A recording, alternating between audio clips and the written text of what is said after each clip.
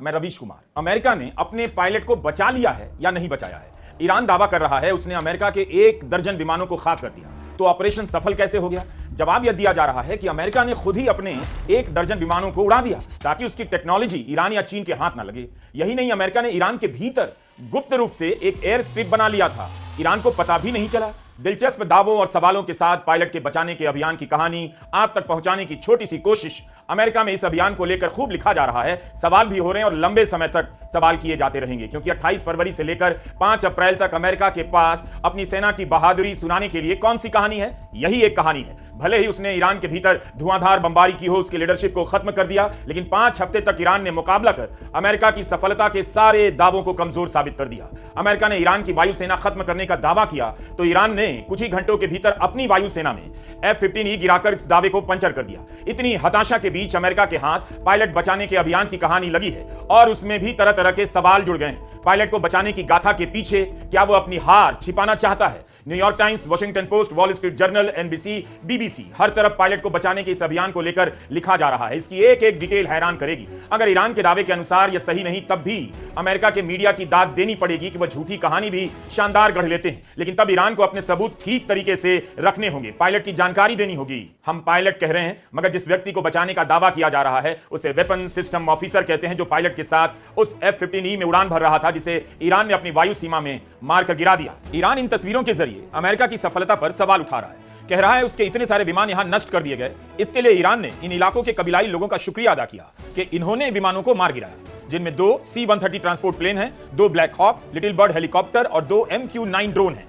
इनकी कीमत $500 मिलियन बताई जा रही है। IRGC के प्रवक्ता ने कहा है कि ये सभी विमान इस्फहान में पायलट को बचाने के लिए आए थे, जिन्हें नष्ट कर दिया गया। अमेरिका अपने इस फेलियर को सह नहीं पा रहा। ईरान की फार्स न्यूज एजेंसी ने भी कहा कि पायलट को बचाने का अभियान असफल रहा। अगर अमेरिका का यह दावा सही है तो उसकी बहादुरी और कौशल के किस्से में यह भी जुड़ता है कि एक पायलट को बचाने के लिए 4000 करोड़ से अधिक के विमान नष्ट कर दिए गए। अमेरिका की सेना का एक सिद्धांत है, किसी भी आदमी को पीछे नहीं छोड़ा जाएगा, इसलिए F-15 के वेपन सिस्टम ऑफिसर को बचाने की हर संभव कोशिश जरूरी थी। अमेरिका के एक्सपर्ट कह रहे हैं कि ईरान जिन तस्वीरों को दिखाकर दावा कर रहा है कि उसने अमेरिका के विमानों को नष्ट किया, दरअसल अमेरिका ने खुद किया। तो इसे लेकर 2 दावे आपके सामने। ईरान कह रहा है उसके लोगों ने 12 विमानों को नष्ट किया, लेकिन एक साथ इतने विमानों को कैसे मार गिराया गया, किस टेक्नोलॉजी से, रणनीति से, ईरान की तरफ से कोई विश्वसनीय कहानी अभी नहीं आई। अमेरिका की कहानी को लेकर सवाल है कि सूत्रों के हवाले से क्यों सब कुछ बताया जा रहा है, ऑन रिकॉर्ड क्यों नहीं? क्या विमानों को बाहर निकालना संभव नहीं था? इस युद्ध का संचालन सेंट्रल कमांड कर रहा है, मगर उसके ट्विटर हैंडल पर 3 से 5 अप्रैल के बीच इसके बारे में कुछ भी पोस्ट नहीं। डिपार्टमेंट ऑफ वॉर के ट्विटर पर भी इस दौरान कुछ पोस्ट नहीं। रेस्क्यू पूरा होने के बाद ही बयान जारी किया गया। पेंटागन पर आरोप है कि युद्ध में मरने वाले और घायल सैनिकों की सही संख्या नहीं बताई जा रही। केवल राष्ट्रपति ट्रंप ने बचाव अभियान को लेकर ट्वीट किया है। अगर ईरान ने पायलट का डिटेल नहीं दिया तो अमेरिका ने भी नहीं दिया। ईरान के कब्जे में है या नहीं, यह भी दावा नहीं किया गया है। ऑपरेशन बालाकोट के समय जब विंग कमांडर अभिनंदन वर्धमान को पाकिस्तान ने रिहा किया, तब सब कुछ कैमरों के सामने हुआ, आपने देखा। पायलट की गुमशुदगी के दौरान एक तस्वीर इंटरनेट पर वायरल हो गई। अंधेरे में ली गई इस कथित तस्वीर में एक व्यक्ति को वही पायलट बताया गया जिसे अमेरिका की नेवी सील ने बचाया, मगर यह फोटो कहां से जारी हुआ इसका सोर्स पता नहीं। New York times, wall street journal दोनों ने इस बचाव अभियान को सफल बताते हुए लंबी रिपोर्ट लिखी, लेकिन इन दोनों अखबारों में यह तस्वीर नहीं। जो भी तस्वीर है पुरानी है या जेनरिक तस्वीरें। खबरों को ध्यान से देखने का यही सही तरीका है। ईरान ने 3 अप्रैल को F-15E मार गिराया। अमेरिकी अखबारों में इस बात में काफी दिलचस्पी दिखाई गई कि 2 दिनों तक वेपन ऑफिसर कहां था, उसका पता क्यों नहीं चला। New York times, wall street journal ने लिखा है कि जब F-15 गिरने लगा तो विमान के दोनों चालकों ने खुद को इजेक्ट कर लिया, मगर दोनों अलग अलग दिशा में जा गिरे। विमान क्रैश होने के 6 घंटे बाद अटैक प्लेन और हेलीकॉप्टर का एक जत्था पायलट को सुरक्षित बचा ले गया। इस जत्थे पर भी काफी हमला हुआ। A-10 थंडरबोल्ट विमान को मार गिराया जाता है, हेलीकॉप्टर भी क्षतिग्रस्त होता है, लेकिन विमान का वेपन सिस्टम ऑफिसर, जिसे हम पायलट कह रहे हैं, उसका पता नहीं चलता है। वह 2 दिनों तक उसी इलाके में भटकता रहा, ईरान के हाथ लगा और ना अमेरिका के। इसकी सूझबूझ की तारीफ हो रही है कि ईरान के इलाके में होते हुए भी IRGC के हाथ नहीं लगा, ना स्थानीय लोग इसे लोकेट कर पाए। 2 दिनों तक भटकता रहा। इसे इसकी ट्रेनिंग मिली थी कि दुश्मन के इलाके में फंस जाने पर कैसे छिपना है, कैसे बचाना है। याद कीजिए, जब F-15 के क्रैश की खबर आई तब अमेरिका में एक्सपर्ट सवाल उठाने लगे, पायलट को ठीक से ट्रेनिंग नहीं दी गई होगी। ट्रंप पर सवाल होने लगा, उनके लिए जवाब देना मुश्किल पड़ रहा था, क्योंकि इस बार अमेरिका F-15E के क्रैश होने का दोष कुवैत पर नहीं डाल पा रहा था। अमेरिकी वायुसेना के लिए बहुत बड़ा झटका माना गया। यह वीडियो अमेरिकी सेना के अभ्यासों का है।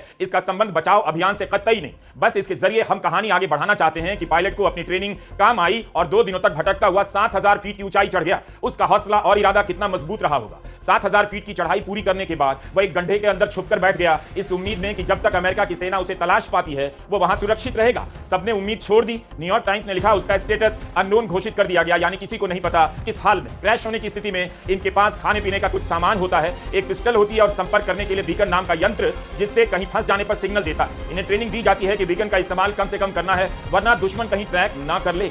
अमेरिका की सेना कोशिश तो कर रही थी मगर उम्मीद कमजोर पड़ती जा रही थी। सेना प्रेस रिलीज जारी करने वाली थी मगर उससे पहले सिग्नल मिलता है। पायलट के पास बीकन था, उससे उसके लोकेशन का सिग्नल मैच करता है। वॉल स्ट्रीट जर्नल लिखता है उस ऑफिसर से जो संदेश मिला उसमें कहा गया गॉड इज गुड। अमेरिका की सेना फिर भी सतर्क, लगा ईरान की कोई चाल ना हो इसलिए उसने फौरन यकीन नहीं किया। ट्रंप ने एक्सियोस से कहा कि यह संदेश सुनने में ऐसा लगा जैसे कोई मुस्लिम की आवाज हो। इतना डरा हुआ है अमेरिका ईरान से और ईरान की क्षमता पर अब वह भी भरोसा करने लगा है कि ईरान उसकी सेना को गलत सिग्नल भेज सकता है। जैसे ही यह ट्रांसमिशन हासिल हुआ सरकार ने अपना प्रेस रिलीज रद्द कर दिया। उस पायलट को बचाने का ऑपरेशन शुरू हो गया। वॉल स्ट्रीट जर्नल की रिपोर्ट कहती है कि सेना इस तरह के मिशन की तैयारी करके रखती है लेकिन यही दुआ करती है इसकी नौबत ना आए।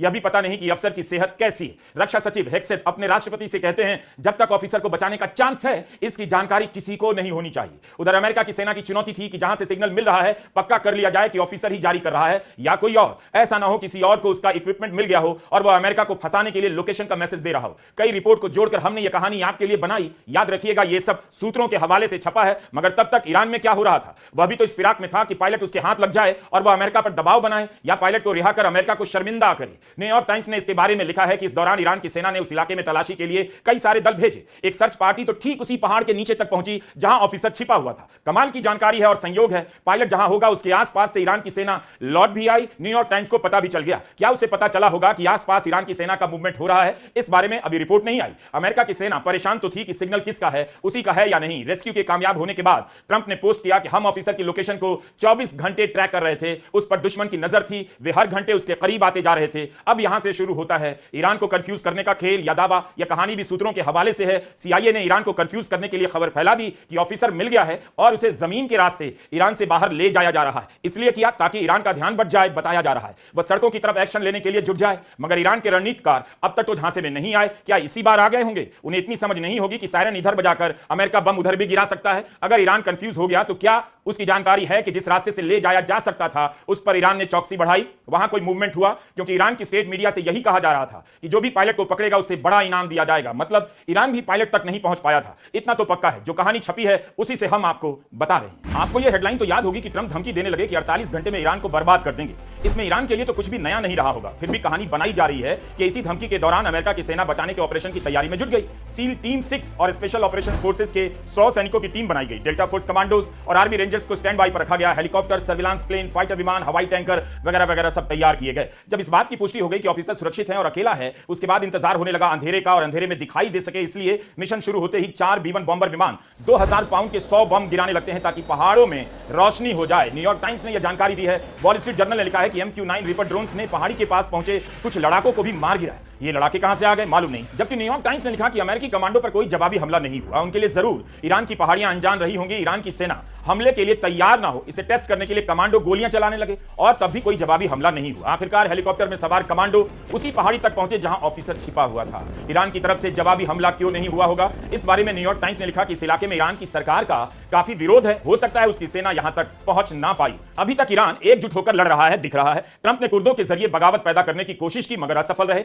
अचानक से एक इलाका सामने आ गया कहानी में जहां की जनता ईरान की सरकार के विरोध में है और वहां ईरान की सेना पहुंच नहीं पाई। तब तो अमेरिका को इस इलाके में रुक जाना था और ईरान की उस जनता से हार माला पहनकर लौटना था। इसे अमेरिकी सैन्य इतिहास का सबसे जटिल ऑपरेशन बताया जा रहा है। उम्मीद है इस कहानी को भी ऐतिहासिक स्थान मिलेगा। अगर यह सच्ची कहानी है तब भी और बनी बनाई है तब भी रोमांच गजब का है। अब आपको जवाब मिलेगा ईरान ने जिन विमानों को नष्ट करने का दावा किया उन्हें किसने नष्ट किया, अमेरिका ने या ईरान ने? कहानीकार महान है। अब अमेरिका को ईरान के इस इलाके में छिपा हुआ एक एयर स्ट्रिप मिल जाता है। इस एयर स्ट्रिप को अमेरिका ने ही तैयार किया था। अद्भुत, मार्वेलस। जो ईरान अपने चप्पे चप्पे का भूगोल जानता है अमेरिका को चैलेंज करता है, आ जाओ उसके भूगोल में गोल कर देंगे। उस ईरान को पता नहीं अमेरिका ने यहां पर गुप्त रूप से एयर स्ट्रिप बनाया है। बीबीसी ने जांच में इस बात की पुष्टि की है कि मलबे का वीडियो इस्फहान से सिर्फ 50 किलोमीटर दूर है। इस्फहान के इतने करीब जाकर अमेरिका ने एयर स्ट्रिप बना लिया और पता भी ना चला। ईरान की सेना ने कहा है कि एक बेकार पड़े एयरपोर्ट पर अमेरिका के स्केप मिशन को पूरी तरह से फेल कर दिया गया। बीबीसी ने कहा हम किसी भी थ्योरी की पुष्टि नहीं कर सकते, हर कोई कंफ्यूज हो चुका है। गार्डियन ने लिखा है कि ईरान के पुराने एयर स्ट्रिप को इस्तेमाल करने का फैसला ही गलत साबित हुआ क्योंकि दोनों विमान जमीन में धंस गए। अमेरिका के अखबार लिख रहे हैं यहीं पर C-130 विमान इंतजार कर रहा था। ऑफिसर को इसी में बिठाकर कुवैत ले जाने की तैयारी थी लेकिन इस एयर स्ट्रिप पर दोनों विमान की लैंडिंग होती है और उनके पहिए धंस जाते हैं। Super story, clap clap clap. सारा ऑपरेशन शानदार तरीके से प्लान हो रहा है। पायलट मिल गया है, उसे निकाल कर ले जाने के लिए एक एयर स्ट्रिप भी मिल गई है, लेकिन उस पर उतरते ही विमान का पहिया धंस जाता है। अखबार में कहानी छपती है, एयर स्ट्रिप पर विमान फिर क्रैश नहीं होता। लैंडिंग में स्ट्रिप में गड्ढा निकल जाए तो विमान का क्या होगा? केवल पहिया धंसेगा। तब तो पहिए के कारण लैंडिंग के समय कोई विमान ही क्रैश ना हो। मगर कहानी है, मन लगाकर सुनिए। कई घंटे तक रेत साफ करने की कोशिश हुई, बिल्कुल वैसी कहानी जैसी हमारे शहरों में होती है। गड्ढे में कार फंस गई है, बैक गियर से निकाला जा रहा। New York times, wall street journal की रिपोर्ट है। सीरियसली लीजिए, बम गिराकर पहाड़ों में रोशनी पैदा करने वाली अजय सेना उसी पहाड़ के पास रेत साफ करने लग जाती है और साफ नहीं कर पाती है। रेत साफ करने के लिए 2 कुदाल 4 तगारी साथ में नहीं ले जा सकी। लेकिन स्पेशल ऑपरेशन फोर्सेस से रिटायर अधिकारी एंथनी एगलार का कहना है कि C-130 मिट्टी में फंसता ही नहीं। मैंने खुद उसे कीचड़, मिट्टी, बर्फ, कंकड़ों से उड़ान भरते देखा है। यह मुमकिन है जिस दौरान यह विमान इस्फहान के पास बनाए गए एयर स्ट्रिप पर खड़ा था, इन पर हमला किया गया हो और यह क्षतिग्रस्त हो गया। इनका कहना है कि इस पूरी घटना का सबक एक ही है, ईरान में जमीनी कार्रवाई आसान है। टैक्टिकल, ऑपरेशनल, स्ट्रेटेजिक हिसाब से असफलता ही मिलेगी। ऐसा विमान जो जमीन के पास उड़ान भरने के लिए तैयार किया गया, वो जरा सी रेत में फंस गया। अगर यह रेत से निकल ही नहीं सकता था, फिर इसे रेत पर क्यों उतारा गया? हर बात का काउंटर अमेरिका से ही आ रहा है। खैर, जब रेत साफ कर C-130 को निकालने का ऑपरेशन फेल हो गया, तब कमांडो सिग्नल भेजकर 3 और विमान मंगाते हैं। यही सफल कहानी का संघर्ष वाला पार्ट है। बिना असफलता की सफलता अच्छी नहीं लगती। कुछ देर बाद 3 विमान पहुंचते हैं, सैनिक उसमें सवार होते हैं और फिर बम्बर विमान दोनों C-130 और 4 MH-6 स्पेशल ऑपरेशन हेलीकॉप्टर को बम से उड़ा देते हैं, जिनकी तस्वीर जारी कर ईरान अमेरिका को चैलेंज कर रहा है, अगर आपका अभियान सफल था तो इतने सारे विमान नष्ट कैसे हो गए? जो भी है, अमेरिका की सेना का दावा है, पायलट बचा लिया गया, निकाल लिया गया। जिस ऑपरेशन में अमेरिका को $500 मिलियन के विमान खुद ही नष्ट कर देने पड़े, उसमें उसका कोई सैनिक नहीं मारा गया। यह कामयाबी बड़ी नहीं मानी जाएगी तो फिर कौन सी कामयाबी मानी जाएगी? स्पेशल ऑपरेशन फोर्सेस से रिटायर अधिकारी एंथनी एगलार ने मलबे की तस्वीरों का विश्लेषण किया है कि ठोस रूप से यह दावा नहीं किया जा सकता कि इन्हें ईरान के हमले ने ही मार गिराया। यह एक संभावना हो सकती है, मगर यह भी मुमकिन है कि इन पर हमला हुआ हो, ये क्रैश कर गए और इसके बाद इन्हें अमेरिका ने नष्ट कर दिया। और इन दोनों के अलावा यह भी मुमकिन है कि इन पर कोई हमला नहीं हुआ, कोई क्रैश नहीं हुआ और इन्हें खड़े खड़े ही अमेरिका ने खत्म कर दिया। स्पेशल फोर्सेस के अधिकारी भी नहीं बता सकते क्या हुआ होगा। एक बार में इन्होंने एक और हाइपोथेसिस पेश कर दी, कहा कि हो सकता है वेपन ऑफिसर का रेस्क्यू ऑपरेशन यूरेनियम को निकालने के प्लान में बदल गया हो, इसलिए इतने सारे विमान और कमांडो भेजे गए, यानी प्लान किया गया होगा इसी ऑपरेशन में ऑफिसर को निकाल लाएंगे और यूरेनियम भी हासिल कर लेंगे। क्या कहानी है, शानदार है। होर्मुज तो खुलवा नहीं पाए, युद्ध से बाहर निकल नहीं पाए, दुनिया तेल और गैस के संकट से गिर गई, मगर एक पायलट को बचा लेने की यह कहानी सुनने वाले के कान में रहस्य और रोमांच के 2 मंधूल झोंक देती है। एक मंधूल दाएं कान में, एक मंधूल बाएं कान में। Just asking anyway, I am moving forward in this story which has so many stories, so many ends, just for a safe exit. Good, Iran ने इसे प्रचार का मुद्दा बना लिया है। हैदराबाद में ईरान के कॉन्सुलेट ने ट्वीट किया है, एक आदमी को बचाने के लिए कई लोगों की जान चली गई, उसे भी नहीं बचा पाए। सिर्फ अमेरिका ही ऐसे फेल ऑपरेशन को सफल बता सकता है। बल्गेरिया में ईरान के दूतावास ने लिखा है कि ट्रंप इसे अमेरिका के इतिहास का बेस्ट ऑपरेशन बता रहे हैं। इस बेस्ट ऑपरेशन की डिटेल यह है कि एक F-15, 2 A-10, 2 black hawk helicopter, 2 C-130 transport aircraft, 2 Hermes drone, एक MQ-9 ड्रोन, सब के सब तबाह हो गए। 20 साल में पहली बार हुआ जब अमेरिकी फाइटर जेट को उसके दुश्मन के इलाके में उड़ा दिया गया। F-15E का क्रैश हो जाना इसलिए बहुत बड़ी घटना है। बीबीसी का कहना है कि ट्रंप भले ही इस ऑपरेशन को अपनी जीत बता रहे हों, लेकिन 2 विमानों का ध्वस्त होना और कम से कम एक हेलीकॉप्टर पर हमले की घटना बता रही है ईरान में उड़ान भरना अभी भी अमेरिका के लिए खतरनाक है। ईरान के साथ साथ अमेरिका के ही मीडिया में इस ऑपरेशन पर सवाल हो रहे हैं। कुछ इस पर सवाल हो रहे हैं कि पायलट के गायब होने की कहानी सही भी है या नहीं। कुछ ने कहा पायलट को बचाने के बहाने ईरान के परमाणु बंकर से यूरेनियम निकालने की कोशिश हो रही थी जो फेल हो गई। क्वेश्चन वाले पहलू को भी ध्यान में रखना होगा। Second aspect in this respect, social media, TV channel पर पत्रकार, पूर्व सैन्य अधिकारी, CIA के रिटायर अफसर ऑपरेशन के मकसद पर सवाल उठाए जा रहे हैं। लिख रहे हैं कि ऑफिसर के क्रैश होने की स्टोरी शुरू से ही झूठी थी। असल में अमेरिका ईरान के 60% एनरिच हो चुके यूरेनियम को हासिल करने के लिए ऑपरेशन लॉन्च करना चाहता था और पायलट को बचाने के नाम पर वही ऐसा कर सकता था। कोई कह रहा यूरेनियम का यह स्टॉक इस्फहान के पास जमा है, उसी इलाके में जहां पर ऑफिसर क्रैश हुआ। न्यूयॉर्क टाइम्स का कहना है पहाड़ियों पर उतरने के लिए रोशनी करने के लिए ईरान के लड़ाकों को दूर रखने के लिए बम बरसाए गए, लेकिन इस स्टोरी पर शक करने वालों का कहना है बम परमाणु साइट पर बरसाए गए और जिस दौरान सैनिक यूरेनियम हासिल करने की कोशिश कर रहे थे, उसी दौरान ये अमेरिका ने अपने विमानों पर बम गिरा दिया। पूरा ऑपरेशन कमांडोज को सुरक्षित निकालने में बदल गया। CIA के एक पूर्व अधिकारी लैरी जॉनसन का इंटरव्यू वायरल है जिसमें कह रहे हैं अमेरिका झूठ बोल रहा है। F-15 को भेजने का उद्देश्य था नातांज परमाणु साइट पर ग्राउंड अटैक की तैयारी, लेकिन पूरा ऑपरेशन फेल हो गया। कितनी कहानी। अमेरिका जीते या हारे आप भारतीयों को फर्क नहीं पड़ता है, लेकिन जिस तरह से वहां के लोग राष्ट्रपति और सेना के दावों पर सवाल कर रहे हैं उससे भारतीयों को फर्क पड़ सकता है। यहां सवाल उठाने पर फेसबुक के पेज बंद कर दिए जाते हैं, FIR हो जाती है। अगर अमेरिका की सादत का असर भारत के लोगों पर सकारात्मक हो गया और वे सरकार से इसी तरह सवाल करने लग गए तो जेलें भर जाएंगी। एक पायलट के लापता होने की कहानी, उसे बचा लेने की कहानी आने वाले वर्षों में बहुत सारी फिल्में, बहुत सारी किताबों के लिए मसाला लेकर आ गई है। इस्फहान फाइल्स के नाम से फिल्में बनेंगी और डॉक्यूमेंट के नाम से किताबें छपेंगी। युद्ध की कोई भी रिपोर्ट हो, बहुत सारे सवालों के साथ देखा कीजिए। 28 फरवरी से 6 अप्रैल आ गया, युद्ध रुका नहीं। इस युद्ध में ट्रंप की कई सारी डेडलाइन डेड भी हो गई। नमस्कार, मैं रवीश कुमार।